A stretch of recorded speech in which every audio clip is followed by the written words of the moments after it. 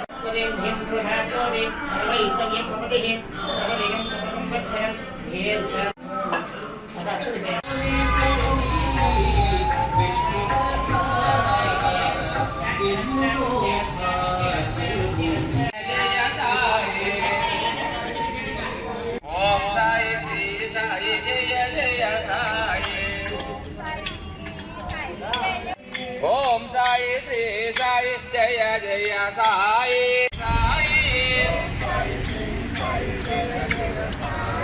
Om Sai Shri Sai Jai Jai Sai Swami Sai Nath